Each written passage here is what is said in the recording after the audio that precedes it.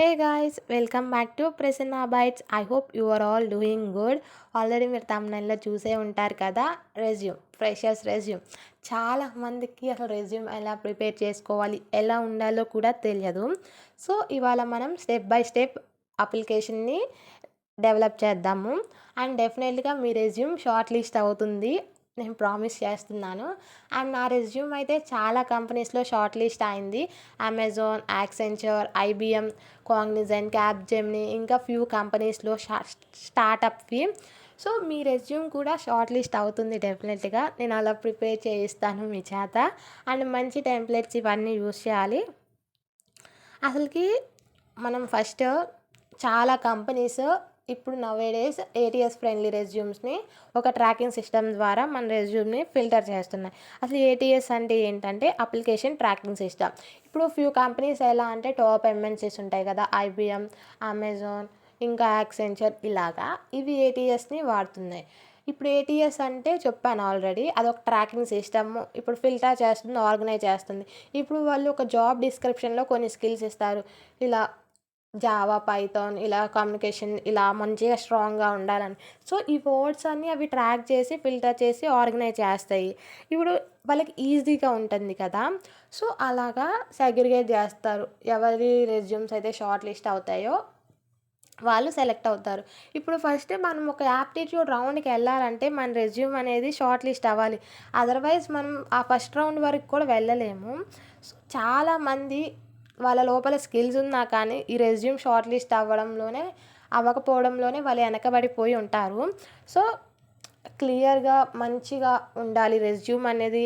Multiple కలర్స్తో, బోర్డర్స్తో జిగేల్ అన్నట్లు ఉండొద్దు. సింపుల్గా అండ్ ఆర్గనైజ్డ్ వేలో ఉండాలి. అండ్ నాకు ఇవాళ ఒక సజెషన్ కూడా ఇవ్వాలని ఉంది. అదేంటంటే చాలామంది కొన్ని జాబ్ డిస్క్రిప్షన్స్ ఉంటాయి, కొన్ని కంపెనీస్ ఇలా స్కిల్స్ ఇవన్నీ మెన్షన్ చేస్తారు.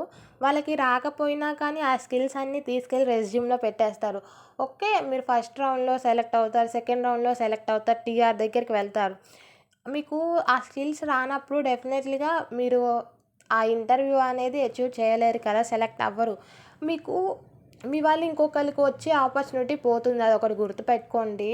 అండ్ చాలామందికి ఒక్క జాబ్ అనేది చాలా వాల్యుబుల్. మీ వల్ల ఇంకొకళ్ళ పొజిషన్ పోతుంది. సో అది ఒకటి మైండ్లో పెట్టుకొని చూసుకోండి. అండ్ ఇంకొక ఎగ్జాంపుల్ ఏంటంటే, నేను ఒక ప్రోడక్ట్ బేస్డ్ కంపెనీకి ఇంటర్వ్యూకి వెళ్ళాను.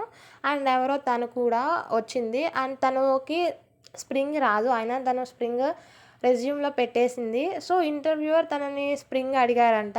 సో తను చెప్పలేకపోయింది. మిగతావన్నీ కొంచెం పర్ఫెక్ట్గా ఉన్నా అది చెప్పలేకపోయింది. సో ఇంప్రెషన్ ఎలా ఉంటుంది, ఈ అమ్మాయికి ఏమీ రాదేమో అలానే ఉంటుంది కదా. సో తను డిస్క్వాలిఫై అయింది.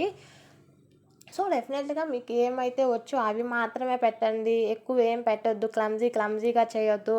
మీరు ఎంత ట్రూగా ఉండాలో ఆ రెజ్యూమ్ను అంత ట్రూగా పెట్టండి. మీకు వచ్చినవి మాత్రమే పెట్టండి. డెఫినెట్లీ ఒకవేళ పెట్టకపోతే మీరే మీ ఆపర్చునిటీని లూజ్ చేసుకుంటారు. అండ్ మనం అసలు ఇప్పుడు రెజ్యూమ్ ఎలా తయారు చేసుకోవాలో చూద్దాము. అసలుకి ఇప్పుడు రెజ్యూమ్ అంటే ఏంటి అని చాలామందికి తెలియదు. సో నేను క్లియర్గా ఎక్స్ప్లెయిన్ చేస్తాను నేను సింపుల్గా. ఫస్ట్ రెజ్యూమ్ అంటే ఒక ప్రొఫెషనల్ డాక్యుమెంట్. దానిలో మనం educational background, technical skills, achievement and project experience include చేస్తాం. ఎంప్లాయర్కి మనం గురించి ఫస్ట్ ఇంప్రెషన్ ఇచ్చే డాక్యుమెంటేషన్ ఇది. అండ్ క్లియర్గా, నీట్గా అండ్ జెన్యున్గా ఉండాలి. రెజ్యూమ్లో ఫేక్ ఇన్ఫర్మేషన్ ఇవ్వకండి ఎస్పెషల్లీ. ఇప్పుడు మీరు ఫేక్ ఇస్తే డెఫినెట్గా వాళ్ళు మనల్ని అన్నీ మన గురించి ఎంక్వైరీ చేసుకుంటారు. ఒకవేళ మీరు హెచ్ఆర్ రౌండ్ క్లియర్ చేసుకున్న తర్వాత మీ డాక్యుమెంటేషన్ వెరిఫికేషన్లో మీరు దొరికిపోతే వేస్ట్ కదా ఇంకా. సో అన్నీ జెన్యున్గానే ఇవ్వండి. మీకు వచ్చినవి మాత్రమే మెన్షన్ చేయండి, అదర్వైజ్ మీరే ప్రాబ్లం ఫేస్ చేస్తారు. రెజ్యూమ్ ఫార్మాట్స్ ఎలా ఉంటాయంటే క్రోనలాజికల్ రెజ్యూమ్. ఫస్ట్ అసలు ఫ్రెషర్స్కి క్రోనలాజికల్ రెజ్యూమ్ అనేది ప్రిఫర్ చేస్తాము. ఎడ్యుకేషనల్ అండ్ ఎక్స్పీరియన్స్ని టైమ్ ఆర్డర్లో మెన్షన్ చేస్తాం. మోస్ట్లీ ఫ్రెషర్స్కి ఇదే బెస్ట్ నాకు తెలిసి. And resume layout and section ఎలా ఉంటాయి, అసలు ఎలా పెట్టాలి, ఇదంతా చెప్తాను. హెడ్డర్లో మన ఫుల్ నేమ్ బోల్డ్ టెక్స్ట్తో ఉండాలి. ఇక్కడ నేను చూపిస్తాను పిక్ పెట్టి. And phone number, professional email ID and LinkedIn or GitHub. ఇప్పుడు మీకు లింక్డ్ఇన్ లేకపోతే లింక్డ్ఇన్ అకౌంట్ క్రియేట్ చేయండి, గిట్హబ్ కూడా క్రియేట్ చేయండి. క్రియేట్ చేసి మీ ప్రాజెక్ట్స్ అన్నీ అప్లోడ్ చేయండి. అప్పుడు రిక్రూటర్స్కి మీ మీద ఒక మంచి ఇంప్రెషన్ వచ్చి కొంచెం హైర్ చేసుకోవడానికి ఎక్కువ ఛాన్సెస్ ఉంటాయి. అండ్ కెరియర్ ఆబ్జెక్టివ్, నేనైతే కెరియర్ ఆబ్జెక్టివ్ ఏం పెట్టలేదు నా రెజ్యూమ్లో, బికాస్ కొన్ని కంపెనీస్కి డిఫరెంట్గా ఉంటుంది ఆబ్జెక్టివ్. సో నేనేం పెట్టలేదు. ఒకవేళ మీరు పెట్టాలనుకుంటే పెట్టవచ్చు మంచిగా. ఎలా పెట్టాలంటే, to start my career in a reputed company where I can enhance my skills and contribute to the growth of the organisation.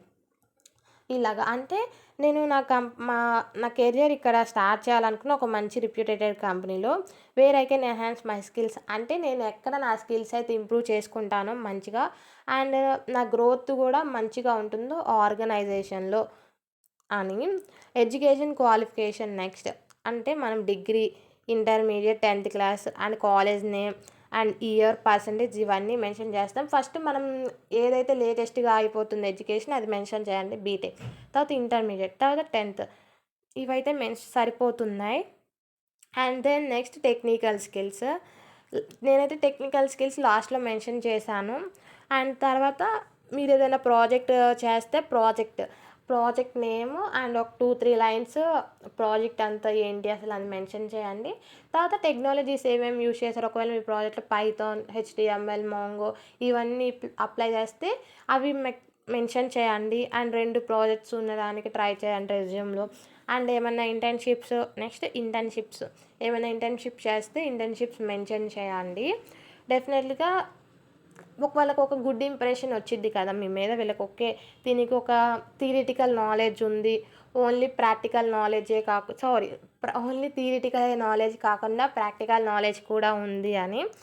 So then academic projects mention చేయండి. అండ్ ఇంటర్న్షిప్స్ ఏ కంపెనీలో చేశారు, 6 months చేశారా, 1 month చేశారా, ఇలాగా. Certificates ఉంటే certificates కూడా add చేసుకోండి, అది ఆప్షనల్. అండ్ దెన్ మీ పర్సనల్ డీటెయిల్స్, ఇంకా అచీవ్మెంట్స్ ఇవి ఉంటాయి కదా అవి, పర్సనల్ డీటెయిల్స్ ఇవన్నీ మీ ఆప్షనల్. మీకు పెట్టాలనిపిస్తే పెట్టండి, లేకపోతే స్కిప్ చేయొచ్చు. అండ్ దెన్ పర్సనల్ డీటెయిల్స్, మీ full name, date of birth, languages ఏమి వచ్చో అవి, హాబీస్ అండ్ మీ అడ్రస్ అండ్ డిక్లరేషన్ కూడా ఆప్షనల్. అండ్ ఇక్కడ మనం చాలామంది కామన్ మిస్టేక్స్ ఏం చేస్తారంటే, స్పెల్లింగ్స్ అండ్ గ్రామర్ మిస్టేక్స్ చూసుకోండి, మంచిగా ఉండాలి. అండ్ రాంగ్ కాంటాక్ట్ డీటెయిల్స్ ఇవ్వడం ఆపేయండి. ఇప్పుడు రిక్రూటర్ మిమ్మల్ని కాంటాక్ట్ అవ్వాలనుకోండి, ఒక హెచ్ఆర్, ఇప్పుడు మీరు 2 రాంగ్ డీటెయిల్స్ ఇస్తే వాడు కాంటాక్ట్ అవ్వడానికి కష్టం కదా. So and too lengthy or too shorty, ఇప్పుడు కొంతమంది ప్రాజెక్ట్ డిస్క్రిప్షన్ ఇంత పెద్ద పెడతారు, సో కొంచెం లిటిల్గా ఉండాలి, ఈజీగా అర్థమయ్యేలాగే ఉండాలి. అండ్ ఫేక్ స్కిల్స్ ఆర్ ఎక్స్పీరియన్స్ని కూడా వద్దు. ఈ మిస్టేకే చాలామంది చేస్తారు, స్కిల్స్ పెట్టి వాళ్ళు అడిగినప్పుడు చెప్పలేకపోవడం. మీకు వచ్చినవి మాత్రమే పెట్టండి. అండ్ ప్రాజెక్ట్ని కూడా మంచిగా చూసుకోండి.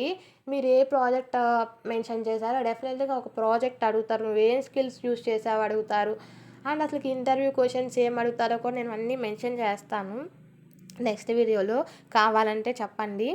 అండ్ మీ హాబీస్ని ఎలా అంటే watching movies and browsing net ఇలాంటివి పెట్టొద్దు, మంచిగా యూస్ఫుల్గా పెట్టండి. మీ క్రియేటివిటీని, మీ థింకింగ్ పవర్ని, మీరు ఫోకస్డ్గా ఉన్నారా అలాగా. ఇప్పుడు కొంతమంది డ్రాయింగ్ అండ్ పెయింటింగ్ ఇలా ఉంటారు, వాళ్ళు స్టే ఫోకస్డ్ అండ్ ఫ్లెక్సిబుల్గా ఉంటుంది, వాళ్ళ క్రియేటివిటీ అనేది ఇంప్రూవ్ అవుతుంది అలాగా. లేకపోతే రీడింగ్ బుక్స్ ఇలాగా. అండ్ ఇప్పుడు నా రెజ్యూమ్ ఎలా ఉంటుందో చూపిస్తాను. ఫస్ట్, ఒకవేళ మీరు BTech final year student consider అయితే రెజ్యూమ్లో ఇలా ఉండాలని శాంపుల్ చెప్తాను. ఫస్ట్ హెడర్లో నా నేమ్ పెట్టాను, నేను ఇక్కడ నా నేమ్ కూడా ఏం మెన్షన్ చేయలేదు. Phone number and email, LinkedIn and GitHub పెట్టాను. తర్వాత ఆబ్జెక్టివ్ ఆప్షనల్ నేను పెట్టలేదు. ఎడ్యుకేషన్ బ్యాక్గ్రౌండ్, నేను బీటెక్ చదివాను అండ్ ఏ ఇయర్లో చదివాను అండ్ నా percentage, college name, intermediate and 10th కూడా. దెన్ నెక్స్ట్ నా ప్రాజెక్ట్స్, నేను కొన్ని ప్రాజెక్ట్స్ చేశాను, నేను ఏ ప్రాజెక్ట్స్ అయితే నాకు పర్ఫెక్ట్గా వచ్చో చెప్పడం, అవి మాత్రమే మెన్షన్ చేశాను. సో మీరు కూడా మీకు ఏ ప్రాజెక్ట్స్ పర్ఫెక్ట్గా వచ్చో అవి మాత్రమే మెన్షన్ చేయండి. చేసినవన్నీ పెడితే డెఫినెట్లీగా మీకే ప్రాబ్లము. అండ్ దెన్ ఇంకొకటి ఏంటంటే, ఇప్పుడు తర్వాత ఇంటర్న్షిప్స్ మీరు డెఫినెట్లీ కాలేజ్లో ఉన్నప్పుడు మనం ఇంటర్న్షిప్స్ చేస్తాము, అవి మెన్షన్ చేయండి. ఏ కంపెనీలో చేశారో, ఏ ఆర్గనైజేషన్లో, అండ్ ఏ టైం నుంచి ఏ టైం చేశారో. అది వర్చువల్ అయితే వర్చువల్ అని పెట్టండి, లేకపోతే మంచిగా పెట్టండి. And then skills mandatory.